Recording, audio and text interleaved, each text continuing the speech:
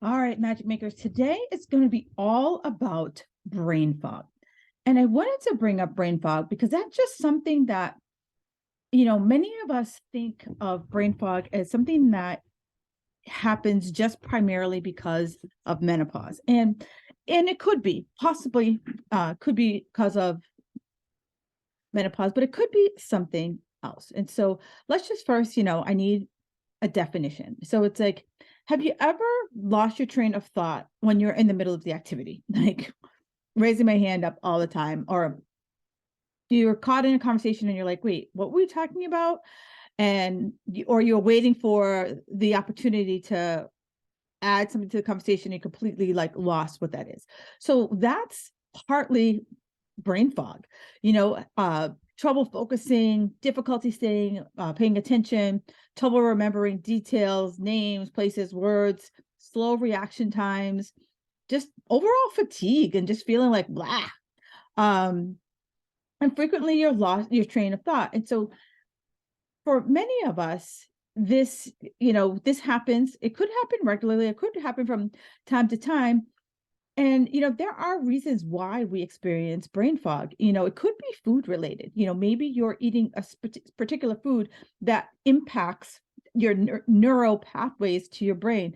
Maybe it's too much sugar. You're consuming too much processed food that can fluctuate the brain blood sugar going to your brain, causing you to give that like big crash, that big glucose rush, and then that big glucose crash. So that makes you have like those mood swings. Low fat diets, back in the day, let's see, for many of us on the beginning of diet culture, it was all about the low fat, no fat revolution. But for many of us, our brains are 60% fat. And so your brain really needs the fat in order to function, in order for you uh, to think. And so even though, yeah, sure, people say, well, I thought your brain used sugar, glucose as fuel. It does, but it also uses fat to keep your brain function at its peak capacity. Food allergies, very similar. Like there are foods that you might be food sensitivities, food allergies, all could create some type of brain fog. So, really paying attention to what are the things that you are eating and do you experience brain fog after that? For some people, it's wheat, soy, corn could be particular things that are causing you to have brain fog. Also, just too much electronic gadgetry. You're just spending too much time, scrolling on your phone, computers, screen time. Just as we are so protective of our children with screen time, we don't get so protective with ourselves during our screen time. It could just be also overloaded at work. You are just stressed out, crazy, and it's just you're trying to cram so much into your brain in a short period of time. I mentioned it could be menopause or it could be pregnancy. Our hormone levels get all wonky. And so, especially when it comes to the estrogen and progesterone, and our brains just aren't getting the regular amount of hormonal stimuli that it's used to. So it could be that is giving us the brain symptoms, because we've all heard of a pregnancy brain, right, where you just kind of have that just kind of spaced out moment from time to time.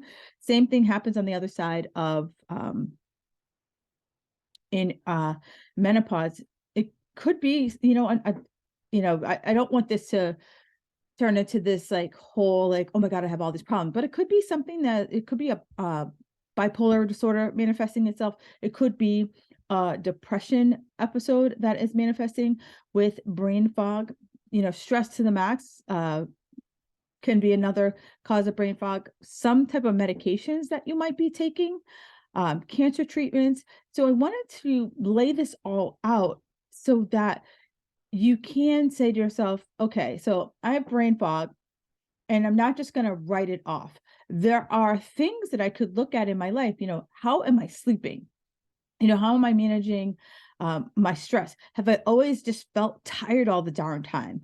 Is that could be a case for it. And so what I want to now, shift into, like, that was kind of like, I opened the loop for you to be like, okay, what could it possibly be? What is brain fog, right? And then second, what possibly could be causing my brain fog?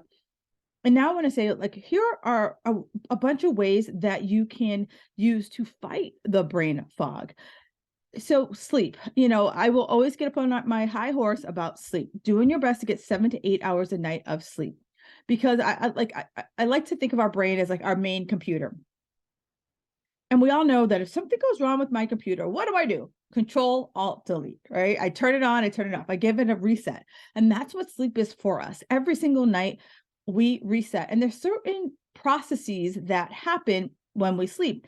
And so it's this very sequential series of things that happen. And if I cut off that sequence before it has a chance to run, I'm not running on all full cylinders. I want you to think about, we've all done a computer update on our computer, and it's, loading, and then something happens, when it says that you're about 5 minutes away from the upload happening, and then it's like it crashes. That's us. That's our brain. And so it's looking for us to have that uninterrupted night of good quality sleep. There are certain medications that may be causing you brain fog. I know when I take that Sudafed that you have to show your driver's license for, woo, that does a number on me. So I know that, and so I accept that. But I also, at the same time, there are other medications that you might be taking that you might want to have a conversation with your doctor about if you notice it. Hydrate. So many of us are like, yeah, I know I need to hydrate. Hydration, seeing how much you can get. I'm not going to give you I'm not going to give you this like benchmark to hit for you to be like, oh God, that's a lot. I'm going to say drink one more glass than you are today. If you're only drinking 1 glass of water today, drink 2. So do your best to add 1 more glass of water, because that fog could just be a block of dehydration. And so, and it's not coffee. Okay. It's not coffee. It's any type of water to help really hydrate you.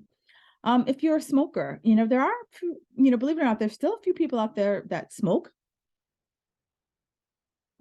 So if you're smoking, be mindful of that. And alcohol, I'm never going to tell anyone to not drink, but do we need how much are you drinking? Are you drinking every day? Is it multiple drinks? Could we start by scaling back and drinking every other day? Could it be, instead of 2 glasses, at 1 glass, right? I am never that person who's ever going to be like, we got to go cold turkey. No, not at all. Not at all. Can we look at our diet? Can we look at our diet and see, are there places that we can be just a scotch healthier? Are we eating a lot of processed foods, a lot of sugary foods? Look at that to see what it can be. And again, I'm never going to be like, you can't have pizza, you can't have cake, but what are the amount of time that you're eating processed foods all the time? Same thing, as I mentioned earlier, certain foods, people aren't able to process them, and I'm not going to be the person who's like, go gluten-free. Give it a shot. And if your brain fog doesn't alleviate when you remove, say, grains or gluten from your diet, then it ain't that. I'm not a fan of willy-nilly removing things just for the sake of removing them. I think that's bullshit. I want you to there's a method to the madness. And if I'm removing things, I want you to think about removing them for like 14 to 30 days and track. Like, you have to track, like, okay, I stopped eating oatmeal. Did my brain fog go away? Like, yay or nay? It's black or white, right? And then from there, you can start to make better decisions. One of my clients, she tried a new multivitamin, and all of a sudden she was getting these rashes on her face, and she was like, what the hell? And so it was literally like, it took us a few months because, it was a multivitamin. And like, many of us don't think like, I just got a different brand of a multivitamin. And, many of us take a multivitamin forever. And it was just this process of elimination. So it's not going to be this overnight fix. You have to kind of sometimes you got to kiss a couple of frogs. Sometimes, like, boom, you knock that shit right out of the park.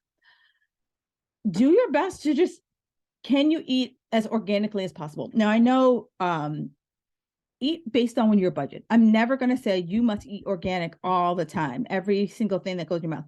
do your best. Do your best to see if you can, remove the toxins that many vegetables are put through. Um, Increase your antioxidants. And one of the reasons why I'm a fan of increasing your antioxidants is that it really helps you to work through oxidative stress. And so oxidative stress is what okay, let me rewind, because I was like, that was all a lot of like mumbo jumbo.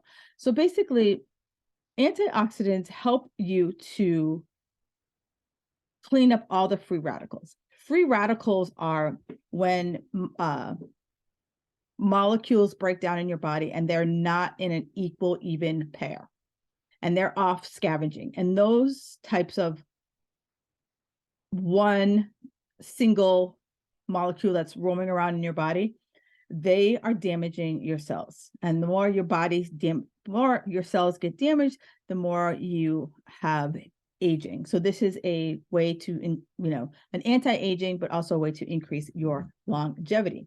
And to do that, fruits and vegetables are riddled with antioxidants. And so that way we can fight off the stress from our everyday life, better build our immune system. And I know many people are feeling the stress, right? You're feeling stressed out. And I get that. I feel stressed I feel stressed too. And I am a recovering stress ball. And so it's like, I know I consciously have to focus on not being a freaking stress ball. Reduce your sugar. And again, I'm not that person who's going to be like, we have to go sugar free. I'm just saying, look at what you're having. And can you look at what you're doing right now? How much sugar are you having? Read the labels. One of the big things that makes me so nuts is that I regularly buy chicken broth. And I'll read the labels on chicken broth. And the first ingredient will be sugar. And I was like, but chicken's supposed to be savory. Why do I need sugar in it? Right? So read your labels. Ketchup, ketchup barbecue sauce, notorious for adding sugar. Now they have plenty of no sugar added, but double check to make sure they're not, pumping it up by adding in Splenda, sucralose is its other name, or aspartame. So just check in your labels. Decrease stress. And I have a couple of podcasts coming up in the next couple of weeks, all about how do you just stop being this complete and utter stress ball, and what are ways you can do to fight your stress. If you're someone who is a napper, I some days I wish I could be a napper. I can only sleep like on a plane or sleep on the beach. I think it's something to do with like the grounding of the sand just makes me take a nap on the beach. I don't know, but I'm not a napper. So if you can if you're someone who can take that power nap, like do it. Like, cause sometimes, I wish I could to just get that nice recharge, but I've never been a napper. And from what my mom tells me, I was never a napper as a child. Exercise. And when I say exercise, I'm not like, go big or go home. I'm like, hey, could you just, get in at least 30 minutes of exercise 3 to 5 days a week. And ideally, can it be strength training, or, just go and take a nice walk? Can you just go for a walk? 10 to 15 minutes, walk around the block, something just clear your mind. It's great. Drink. I mean, I'm never going to tell anyone to give up coffee, because coffee is my spirit animal. But does coffee cause you brain fog, right? If it does, see if you can scale back on your coffee consumption. I'm never going to say no coffee, but you're one of those people who you drink like coffee is like, tapped into a vein, can we focus on taking a little bit of that out? Because maybe that could be the source of that brain fog later in the day. Breath work. I've done a whole podcast on breath work. I just spoke with Dominique about that as well. And it's really about, that helps to just like refire my brain. And it's really something as simple as, taking a nice big inhale for a count of 4, holding your breath for 7 seconds, and then exhaling through your mouth for 8 seconds. And it's something I could do at my desk for like 2 to 3 rounds. And No one has to know. I could do it walking. I could do it in the car. Um, do something that you've never done before. Break up the routine. So many of us kind of get caught up into this is what I do, this is how I do it, that we don't ever really break free of that. And so when we do something different, it helps us to stimulate new brain cells, right? To keep our mind clear, active, and it could be something as simple as say you're going to work and you back out of your driveway and you turn right. Well, what if you back out of your driveway and you turn left? How far off track are you going to get? I remember on my walks, I always, walk out of my door and I always make a right-hand turn. I always walk around the Charles River and on turning right. And my husband asked me one day, he's like, "Do you ever turn left?" And I was like, and I was like, "No, I don't." So then he's like, there's a reason why. And I said, no, I just always have gone to the right because the right is I live on the right side of the street, right? And maybe if I lived on the left side of the street, it'd be very different. So then we did turn left and go the counter way around. And then I was like, this is why, like, there's a blind spot when I crossed the street. And I was like, you know what? I'm not looking to get hit by a car today. So that's why I turned right. But again, it's doing something a little bit different, just to kind of keep your mind percolating. Electronics, I know that I'm guilty that sometimes I go to bed and I scroll through TikTok, and sometimes it's 15 minutes. Sometimes it turns into a little bit more than 15 minutes. So making a conscious effort. I don't know, I can't speak about Androids, but I know on the iPhone, you can have there's a setting that you can shut down all your entire phone. Certain apps you can shut down after a certain amount of time, and then shut things off, say at 10 o'clock at night, and don't let them turn back on until 7 a.m. In the morning, so that you can find a little bit of balance between always being on. Getting out in nature, I absolutely, I know for many of us, we're in winter and it could be freezing your balls off. But on the days that it's not freezing your balls off, see how much you can, actually get out there and be in nature, breathe deeply, that breath count that I had. So that way we can start to feel a little bit more in tune, and nature has a way of just refreshing everything. But never let brain fog stop you from doing what you want to do. Every day is a chance to just get things done and thrive. And so there are plenty of things you can do to, figure out what is causing your brain fog. So you want to get clear about what is causing the brain fog so that you can eliminate it. And so we can start to chip away at the brain fog. So, ladies and gentlemen, please let me know. Why do I say gentlemen? Most people who listen to this are just ladies, but let me know, what do you think about brain fog? Is this something that's happening for you?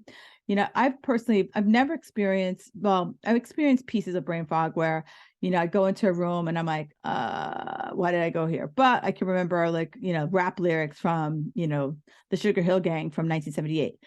But that's going to really save my life later in life.